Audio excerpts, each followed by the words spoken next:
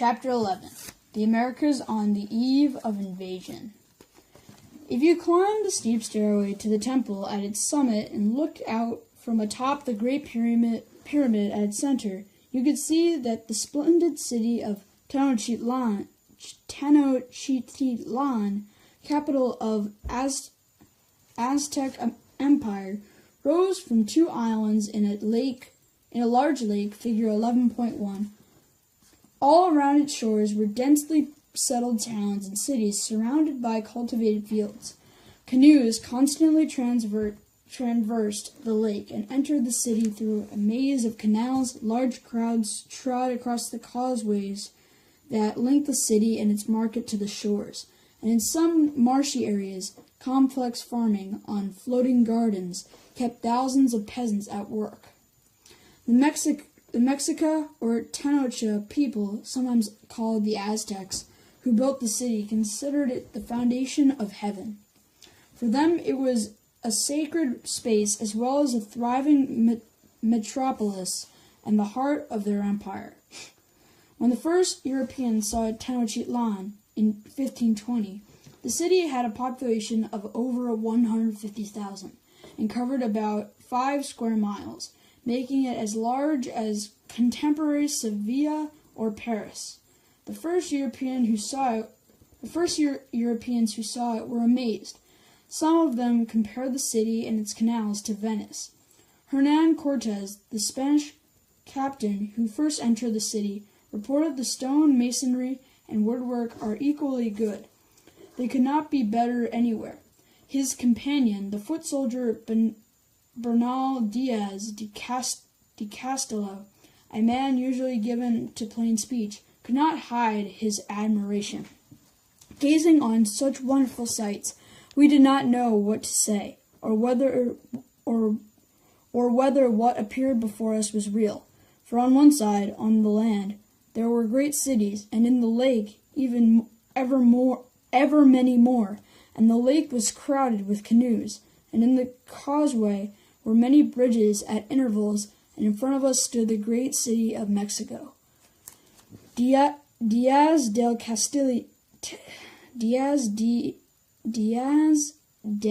Castillo went on to describe the palaces and temples, the 2-storied homes of the nobles, the stuccoed buildings hung with garlands of flowers, the small cedar wood beams, the zoo, the aviary, the rooftop gardens, and the bustling markets filled with everything from chocolate to elaborate textiles and from parrot feathers to precious stones and slaves.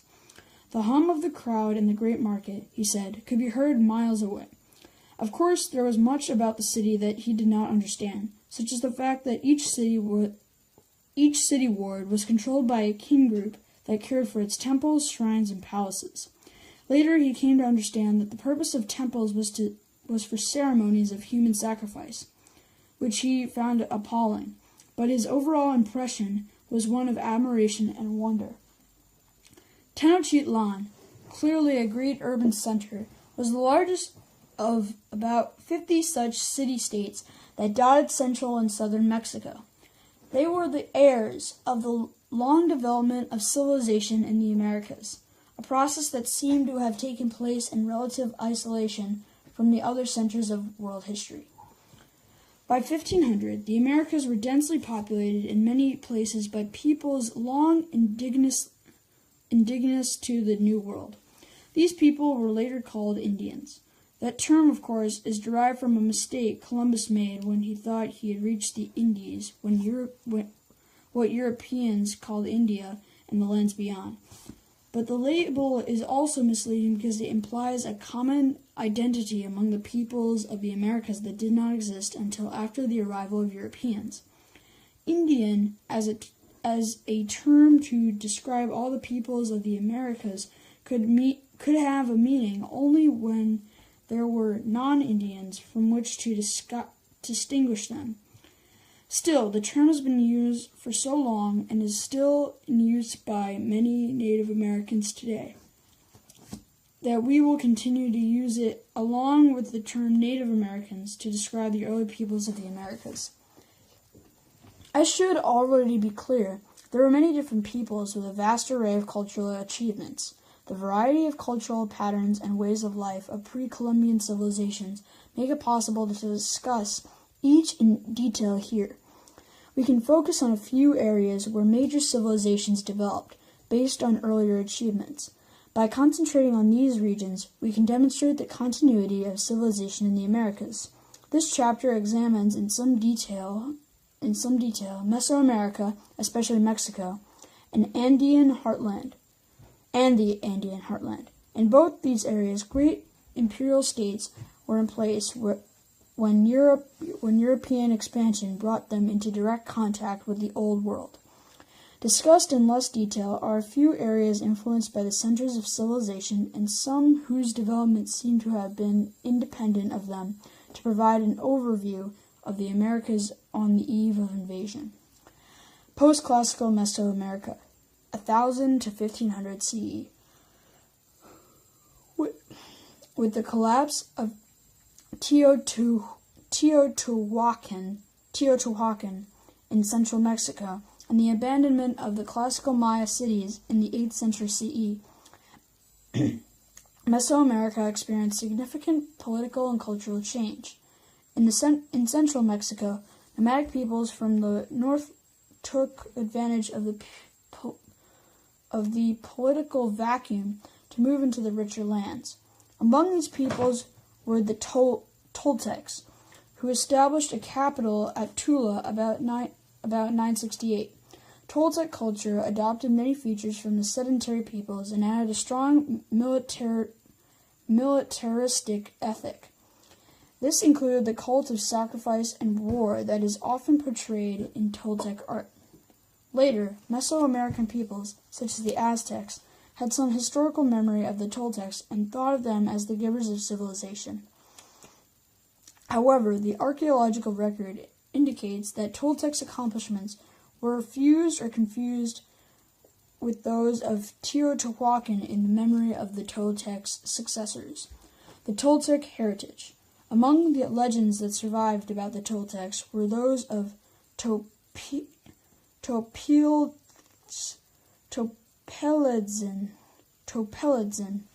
a Toltec leader and apparently a priest dedicated to the god Quetzalcoatl,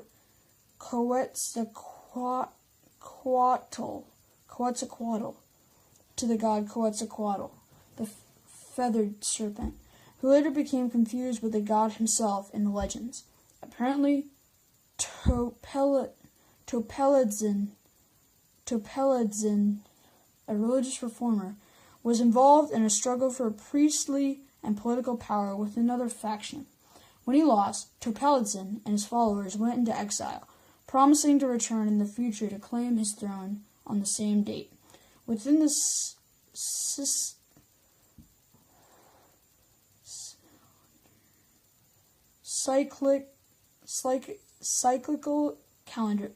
cyclical calendar system. Supposedly, Topelidzin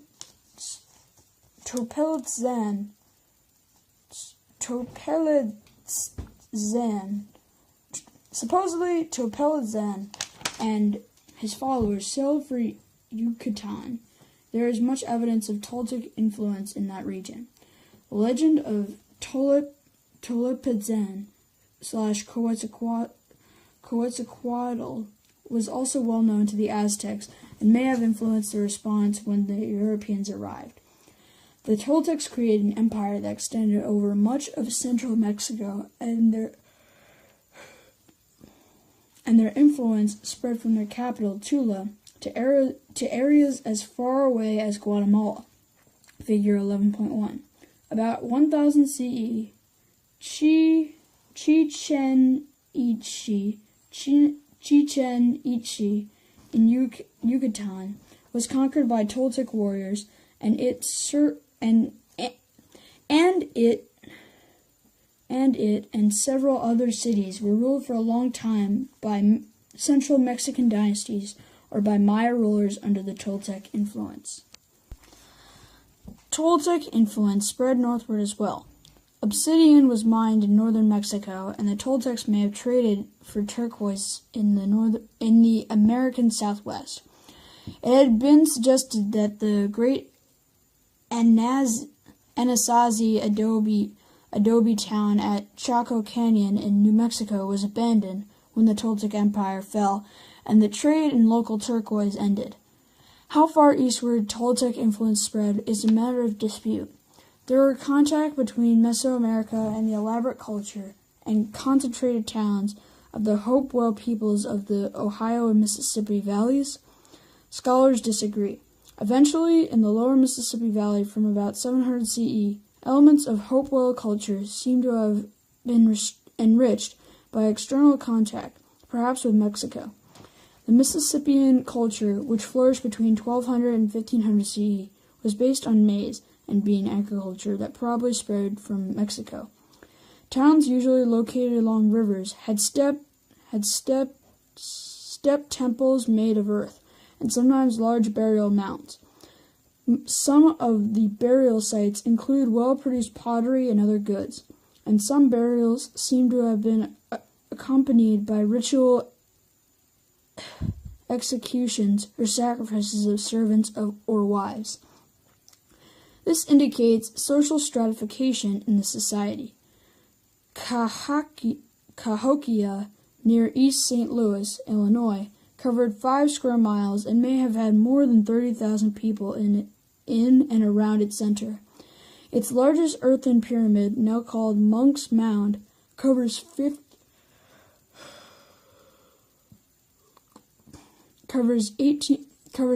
acres and is comparable in size to the largest pyramid of the Classic period in Mexico. Many of these cultural features seem to suggest contact with Mesoamerica. The Aztec rise to power. The Toltec Empire lasted until about 1150, when it apparently was destroyed by nomadic invaders from the north, who also seem to have sacked Tula about that time. The center of population and political power in central Mexico shifted to the Valley of Mexico and especially to the shores of the large chain of lakes in that basin. These provided a rich aquatic environment. The shores of the lakes were dotted with settlements and towns and supported a dense population. Of the approximately 30,000 square miles in the basin of the valley, about 400 square miles were underwater. The lake became the cultural heartland and population center of Mexico in the post-classical period. In the unstable world of post-Toltec Mesoamerica, various peoples and cities jockeyed for control of the lakes. The winners of the struggle, the Aztecs, or as they called themselves, the Mexica, eventually built a great empire. But when they first emerged on the historical scene, they were the most unlikely candidates for power. The Aztec rise to power and formation of imperial state was spectacular as it was rapid. According to some of their legends, the Mexica had once inhabited the Central Valley and had known agriculture and the civilized life, but had lived in exile to the north in a place called Aztlan,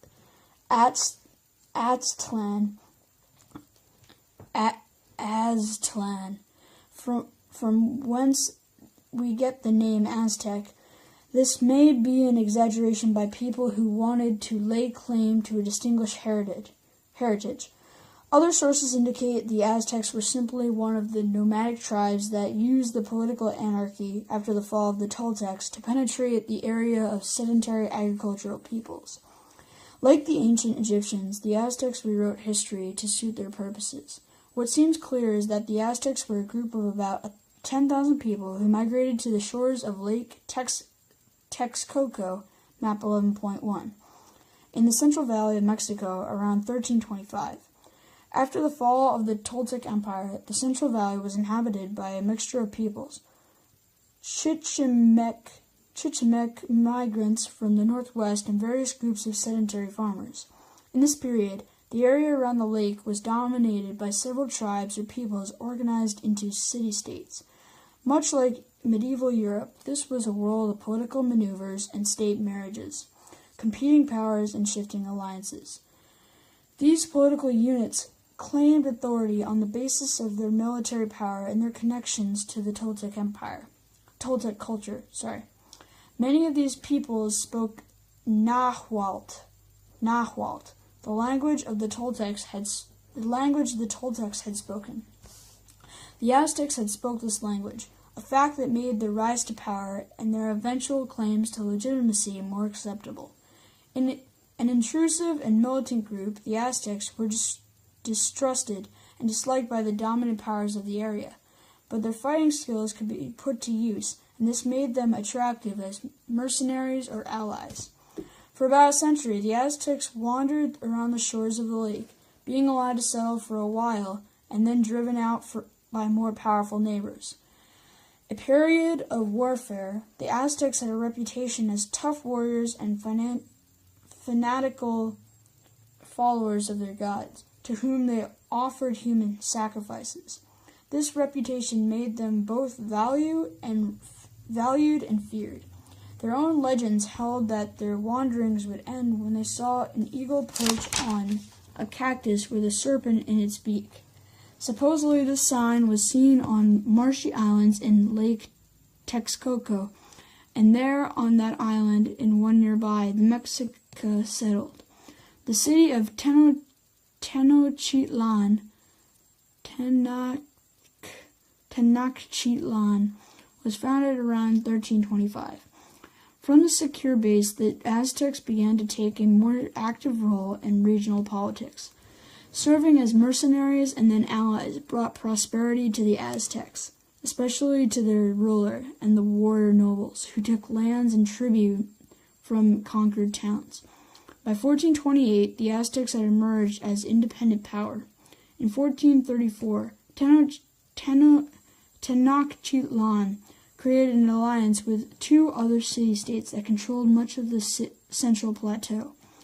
In reality, Tenochtitlan and the Aztecs dominated their allies and controlled a major share of the tribute and lands taken. The Aztec social contract. Aztec domination extended from the Tarascan frontier about 100 miles north of present-day Mexico City, southward to the Mayas area. Subject peoples were forced to pay tribute, surrender lands, and sometimes do military service for the growing Aztec Empire. Aztec society had changed in process of expansion and conquest. From a loose association of clans, the Mexica had become a stratified society under the authority of a supreme ruler. The histories were rewritten, and the Mexica were described as people chosen to serve the gods. Human sacrifice, long a part of Mesoamerican religion, greatly expanded into an enormous cult in which the military class played a central role as suppliers of war captives to be used as sacrificial victims. Few territories were left unconquered so that periodic flower wars could be staged in which both sides could obtain captives for sacrifice. Whatever the religious motivations of this cult, the Aztec rulers manipulated it as an effective means of political terror. By the time of Moctezuma II, 1502 to 1520, the Aztec state was dominated by a king who represented civil power and served as a representative of the gods on earth. The cult of human sacrifice and conquest was united with the political power of the ruler and nobility. Religion and ideology of conquest. Aztec religion incorporated many features that have long been part of the Mesoamerican belief system. Religion was a vast, uniting, and sometimes oppressive force in which little distinction was made between the world of the gods and the natural world. The traditional deities of Mesoamerica, the gods of rain, fire, water, corn, the sky, and the sun, many of whom had been worshipped as far back as the time of Teotihuacan, were venerated among the Aztecs. There were at least 128 major deities, but there seemed to be many more. As in popular Hinduism, each deity had a male and female form, because a basic duality was recognized in all things. Moreover, gods might have different manifestations, somewhat like the avatars of the Hindu deities. Each god had at least 5 aspects. each associated with one of the cardinal directions and the center. Certain gods were thought to be the patrons of specific cities, ethnic groups, or occupations. The gods were supported by a round of yearly festivals and ceremonies that involved feasting and dancing along the penance and sacrifice. This complex array of deities can be organized into three major themes or cults. The first were the gods of fertility and the agricultural cycle, such as Tlaloc, the god of rain, called Chak by the Maya, and the gods and goddesses of water, maize, and fertility. A second group centered on the creator deities, the great gods and goddesses who had brought the universe into being. The story of their actions played a central role in Aztec cosmography.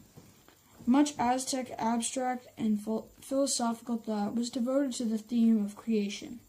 Finally, the cult of warfare and sacrifice, built on the pre-existing Mesoamerican traditions that had been expanding since Toltec times and under the militaristic Aztec state, became the cult of the state. Huitzilopochtli,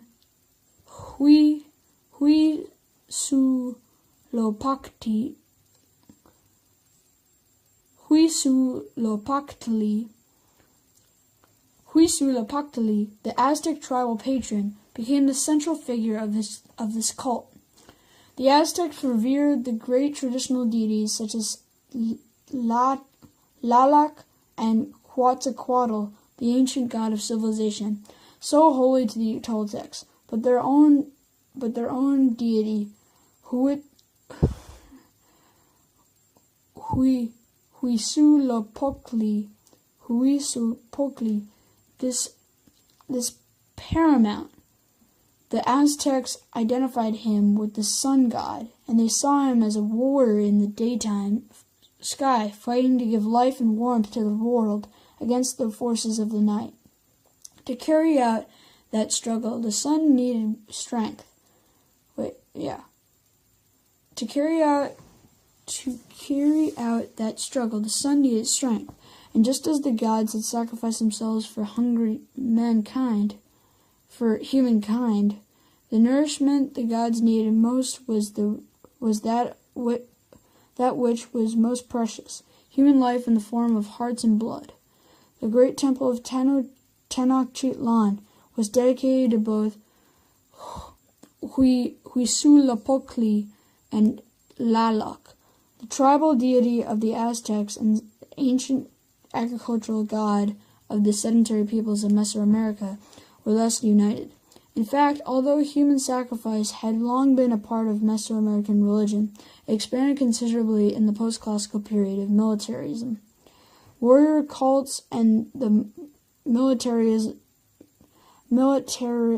militaristic images of jaguars and eagles devouring human hearts were characteristic of Toltec war. The Aztecs simply took an existing tendency and carried it further. Both the types and frequency of sacrifice increased, and a whole symbolism and ritual, which included ritual cannibalism, developed as part of the culture. Figure 11.3. How much of Aztec sacrifice was the result of religious conviction, and how much was a tactic of terror and political control by the rulers and priests, is still open to debate. Beneath the surface of this polytheism, there was also a good sense of spiritual unity. Neowalcoyotl, the king of Texcoco, wrote hymns to the Lord of this close vicinity, an invisible creative force that supported all the gods. Yet his conception of a kind of monotheism, much like the pharaoh Akhenaten in Egypt, appears to have been too abstract and never gained great popularity. Although the blood aspects of Aztec religion had gained much attention, we also realize that the Aztecs concerned themselves with many of the same religious and spiritual questions that had preoccupied other civilizations. Is there life after death? What is the meaning of life? What does it mean to have a good life? Do the gods really exist? Nihuacoyotl. I need the pronunciation for this, sorry. Nizuacoyotl, whose poetry survived in oral form and was written down in the 16th century, wandered about life after death. Do flowers go to the land of the dead? In the beyond, are we dead or do we still live? Where is the source of light, since that which gives life hides itself? As in the Vedas of ancient India, he also wondered about the existence of God. Are you real? Are you fixed? Only you dominate all things, the giver of life. Is this true? Perhaps, as they say, it is not true.